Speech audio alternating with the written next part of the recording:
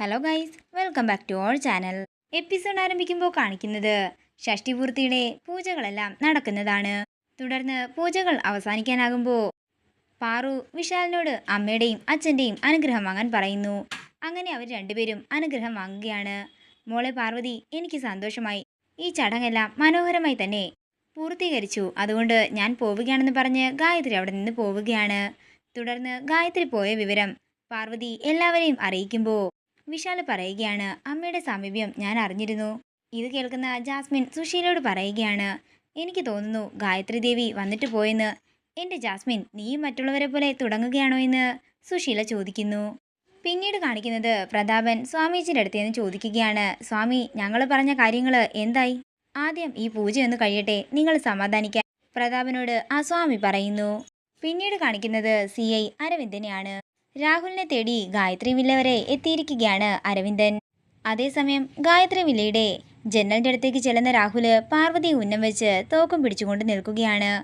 ഇവൻ എന്താണെങ്കിലും പാർവതിയെ കൊല്ലാൻ വന്നതാണെന്ന് ഉറപ്പാണെന്ന് അരവിന്ദൻ മനസ്സിൽ പറയുകയാണ്. പിന്നീട് കാണിക്കുന്നത് സ്വാമിയെയാണ്. സ്വാമി പറയുകയാണ്, പാർവതിയും വിശാലും എൻ്റെ മുന്നിൽ വന്ന് നിൽക്കണം. ഞാൻ പറയുന്നത് വരെ നിങ്ങൾ അനങ്ങാനേ പാടില്ല. ഇത് കേൾക്കുന്ന പാർവതിയും വിശാലും എല്ലാവരും തന്നെ സ്വാമിയെ സംശയത്തോടെ നോക്കുമ്പോൾ അച്ചമ്മ ചോദിക്കുകയാണ്, ഇത് എന്ത് പൂജയാ? അതൊക്കെയുണ്ട്, പൂജ കഴിഞ്ഞിട്ട് പറയാമെന്ന് സ്വാമി പറയുന്നു. അങ്ങനെ ഒരു വെറ്റിലയെടുത്ത് അതിൽ അല്പം മഷിയും പുരട്ടി പാർവതിയുടെ നെറുകിൽ കൊണ്ട് വെക്കുകയാണ് സ്വാമി. അങ്ങനെ പാർവതിയെ തന്നെ നോക്കുമ്പോഴാണ് പാർവതിക്കുള്ള സിദ്ധികളെല്ലാം തന്നെ സ്വാമി തിരിച്ചറിയുന്നത്.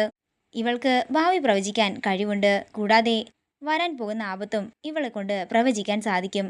ഇതെന്താണെങ്കിലും പ്രഭാവതിയെയും ഇവിടെയുള്ള എല്ലാവരെയും അറിയിക്കണമെന്ന് സ്വാമി മനസ്സിൽ പറയുന്നു.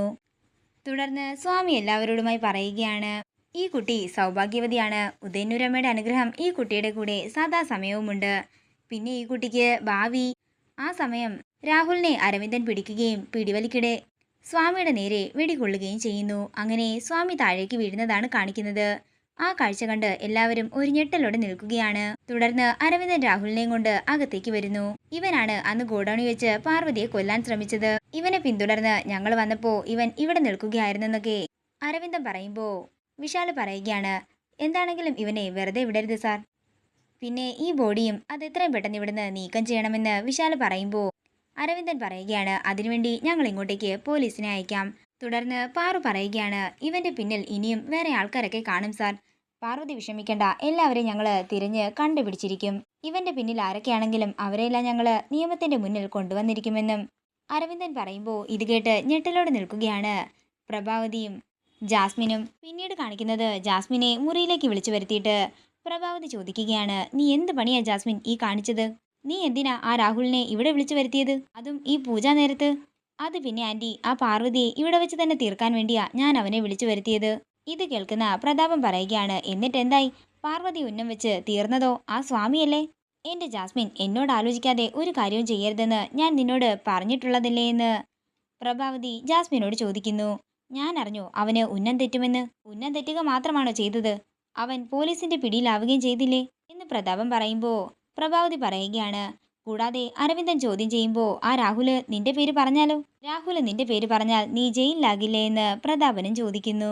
അങ്ങനെ അവൻ എന്റെ പേര് പറഞ്ഞാലേ ഞാൻ ഒറ്റയ്ക്കാകില്ല ജയിലിലേക്ക് പോകുന്നത്, കൂടെ നിങ്ങളും കാണുമെന്ന് ജാസ്മിൻ പറയുമ്പോൾ ഇത് കേട്ട് ഒരു ഞെട്ടലോടെ നിൽക്കുകയാണ് പ്രഭാവതിയും പ്രതാപനും. ഞങ്ങൾ എന്തിനാ അകത്തു പോകുന്നത്? അതിന് അവൻ നിന്റെ ഫ്രണ്ടല്ലേ? നീയും രാഹുലും കൂടി ചെയ്ത കുറ്റത്തിന് ഞങ്ങൾക്കെന്താ പങ്കെന്ന് പ്രതാപനും ചോദിക്കുന്നു. എല്ലാ തെളിവുകളും എൻ്റെ കയ്യിലുണ്ട്. ഞാൻ പോലീസിന് തെളിവ് കൊടുക്കുമ്പോൾ നിങ്ങൾ എന്ത് പറഞ്ഞ് രക്ഷപ്പെടുമെന്ന് എനിക്കൊന്ന് അറിയണമല്ലോ. അങ്കിളും ആൻറ്റിയും ഒന്ന് മനസ്സിലാക്കണം, നിങ്ങൾ ഈ ജാസ്മിൻ്റെ ബുദ്ധി അളക്കാനും മാത്രം വളർന്നിട്ടില്ല. പിന്നെ രാഹുൽ എന്നെ ഒറ്റാതെ ഞാൻ നോക്കിക്കോളാം. നിങ്ങളെന്നെ ഒറ്റാൻ ശ്രമിച്ചാൽ നിങ്ങൾക്കിട്ട് ഞാൻ നല്ല പണി തന്നെ തന്നിരിക്കുമെന്ന് പറഞ്ഞ് ജാസ്മിൻ മുറിയുടെ പുറത്തേക്ക് പോകുന്നു. പിന്നീട് കാണിക്കുന്നത് മുറിയിൽ തൻ്റെ പുസ്തകങ്ങളെല്ലാം ഒതുക്കി പെറുക്കി വെക്കുന്ന പ്രഭാവതിയാണ്. അതേസമയം ശേഖറിനുമൊത്തുള്ള ഒരു പഴയ ഫോട്ടോ നിലത്തേക്ക് വീഴുന്നു. അത് കണ്ടുകൊണ്ട് അങ്ങോട്ടേക്ക് ഗാർഗി വരികയും ആ ഫോട്ടോ തൻ്റെ കയ്യിലെടുത്ത് നോക്കുകയും ചെയ്യുന്നു. ശേഖറിനെ കണ്ട് ഒരു ഞെട്ടലോടെ നിൽക്കുകയാണ് ഗാർഗി. അതേസമയം അങ്ങോട്ടേക്ക് പ്രതാപം വരികയാണ്. എന്താ ഗാർഗി നിന്റെ കയ്യിലെന്ന് ചോദിക്കുമ്പോൾ ഒന്നുമില്ലെന്ന് പറഞ്ഞ് പ്രതാപനെ തള്ളിമാറ്റി ഗാർഗി പുറത്തേക്ക് പോകുന്നു. എന്താടാ അവളുടെ കയ്യിൽ എന്തായിരുന്നെന്ന് പ്രഭാവതി ചോദിക്കുമ്പോൾ പ്രതാപം പറയുകയാണ്, അത് ശേഖറിനളിയനും ചേച്ചിയുമായിട്ടുള്ള പഴയ ഫോട്ടോയാ. ദൈവമേ, അതാരെങ്കിലും കണ്ട കുഴപ്പമാകും, നീ പെട്ടെന്ന് പോയി വാങ്ങിക്കാൻ പ്രഭാവതി പറയുമ്പോൾ പ്രതാപനും പ്രഭാവതിയും കൂടി താഴേക്ക് പോകുന്നു. അതേസമയം പാർവതി ആ ഫോട്ടോ കാണിക്കുകയാണ്. ഗാർഗി, പ്രഭാവതി അമ്മയെ മനസ്സിലായി, വിപിനെയും വിനയെയും മനസ്സിലായി, പക്ഷേ കൂടെയുള്ളയാളെ മനസ്സിലാകുന്നില്ല, അതാരാ എന്ന് ഗാർഗി ചോദിക്കുമ്പോൾ ആ ഫോട്ടോ കണ്ട് ഒരു ഞെട്ടലോടെ നിൽക്കുകയാണ് പാർവതി. അതേസമയം വിശാൽ അങ്ങോട്ടേക്ക് വന്ന് ആ ഫോട്ടോ തൻ്റെ കയ്യിലേക്ക് വാങ്ങുകയാണ്. ഈ കാഴ്ച കണ്ട് ഞെട്ടലോടെ നിൽക്കുകയാണ് പ്രഭാവതിയും പ്രതാപനും. തുടർന്ന് ഫോട്ടോയിലേക്ക് നോക്കി ദേഷ്യത്തോടെ വിശാൽ പറയുകയാണ്, ഇത് അയാളാണ്, ശേഖരൻ, ചന്ദ്രശേഖരൻ, എൻ്റെ അമ്മയെ കൊന്നയാള്. ഇയാളുടെ ഫോട്ടോ പ്രഭാവതി അമ്മയുടെ ഒപ്പം എങ്ങനെ വന്നു?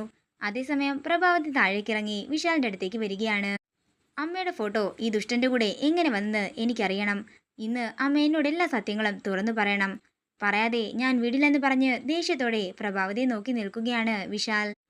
പേടിയോടെ വിശാലിനെ നോക്കുന്ന പ്രഭാവതിയും പ്രതാപനെയും കാണിച്ചുകൊണ്ട് ഇന്നത്തെ എപ്പിസോഡ് ഇവിടെ തീരുകയാണ്. വീഡിയോ ഇഷ്ടമായെങ്കിൽ മറക്കാതെ ലൈക്ക് ചെയ്യുക, ഷെയർ ചെയ്യുക, കമൻറ്റ് ചെയ്യുക. കൂടുതൽ സീരിയൽ അപ്ഡേറ്റ്സിനായി മറക്കാതെ സബ്സ്ക്രൈബ് ചെയ്യുക നയൻസ് ക്രിയേഷൻസ്.